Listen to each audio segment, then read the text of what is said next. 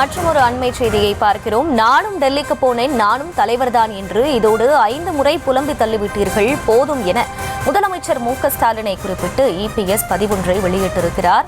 அது பற்றிய அண்மை செய்தியை பார்த்து வருகிறோம். தமிழ்நாட்டுக்கான நிதிக்காகவா இல்லை உங்கள் குடும்ப உறுப்பினர் நிதிக்காகவா என்று மக்கள் கேள்வி எழுப்புகிறார்கள். அதற்கான உண்மை பதில் என்ன எனவும் அவர் கேள்வி எழுப்பியிருக்கிறார். விவரங்களோடு இணைகிறார் செய்தியாளர் ராஜேஷ். ராஜேஷ் வணக்கம். இபிஎஸ் பல்வேறு கேள்விகளை முன்வைத்திருக்கிறார். இது பற்றிய முழு விவரம் என்ன? அகிலா வணக்கம். தமிழக முதலமைச்சரின் டெல்லி பயணம் தொடர்பாக எதிர்க்கட்சித் தலைவர் எடப்பாடி பழனிசாமி தொடர்ச்சியாக பல்வேறு கேள்விகளை எழுப்பி தன்னுடைய சமூக வலைதள பக்கத்தில் பதிவு ஒன்றை இட்டிருக்கிறார்.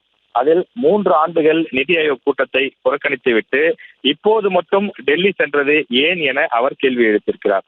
உண்மையில் டெல்லி பயணம் தமிழ்நாட்டிற்கு நிதி பெறவா அல்லது குடும்ப உறுப்பினர்களுக்காகவா எனவும் அவர் கேள்வி எழுப்பியிருக்கிறார்.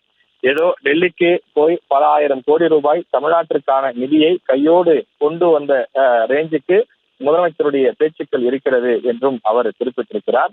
தொடர்ந்து தமிழகத்தில் இருக்கக்கூடிய பல்வேறு பிரச்சனைகள் இருக்கக்கூடிய நிலையில் அது குறித்தெல்லாம் தொடர்ந்து பேசாமல் இந்த டெல்லி பயணம் என்பது தமிழக முதலமைச்சருடைய முழுக்க சுயநலன் மற்றும் குடும்ப நலனுக்காக மட்டுமே என்றும் எதிர்க்கட்சி தலைவர் தொடர்ந்து விமர்சனத்தை முன்வைத்திருக்கிறார். ரெய்டுக்கு பயந்து என்று சொல்கிறீர்களே என்று அவர் என்னை பார்த்து கேட்கிறார் என்று குறிப்பிட்டிருக்கிறார். மேலும் எந்த ரெய்டை பார்த்து எனக்கு பயம், இந்த ரெய்டுக்கும் எனக்கும் என்ன சம்பந்தம் என்றும் எடப்பாடி பழனிசாமி கேள்வி எழுப்பியிருக்கிறார்.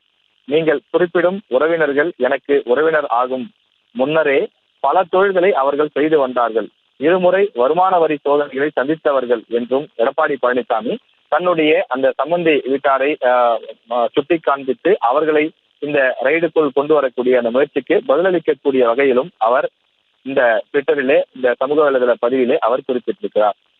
தொடர்ந்து உங்கள் வீட்டு தம்பி ஆவதற்கு முன் ரத்தீஷ் என்பவர் யார், அவரிடம் என்ன சொத்துக்கள் இருந்தது, ரத்தீஷ் என்பவர் இதற்கு முன்பு என்ன தொழில் செய்து வந்தார், அவருக்கு எப்படி இவ்வளவு லாபம் கிடைத்தது, இன்று ரத்தீஷ் மற்றும் அவரை சார்ந்தோருடைய சொத்து மதிப்பு என்ன, எத்தனை கம்பெனிகளை அவர் வைத்து நடத்தி கொண்டிருக்கிறார், இதையெல்லாம் நேரடியாக பேச நீங்கள் தயாரா என்றும் முதலமைச்சரை நோக்கி எதிர்க்கட்சி தலைவர் எடப்பாடி பழனிசாமி கேள்வி எழுப்பியிருக்கிறார்.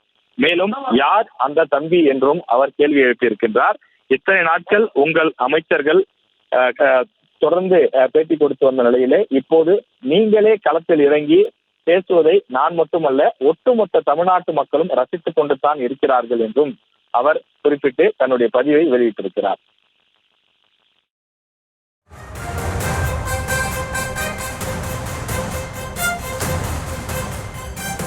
முழு விவரங்களுக்கு நன்றி ராஜேஷ்.